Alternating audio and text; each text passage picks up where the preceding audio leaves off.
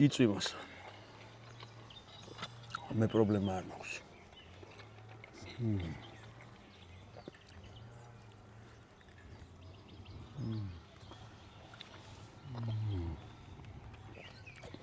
კაი, ჩაის დავასხამ.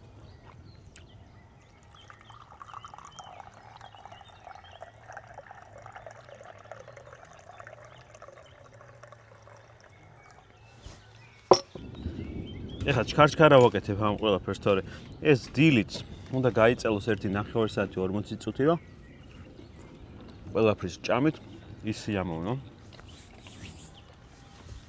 გაწვიმდა. და გრილზე შემწვარი ყიყლიყო.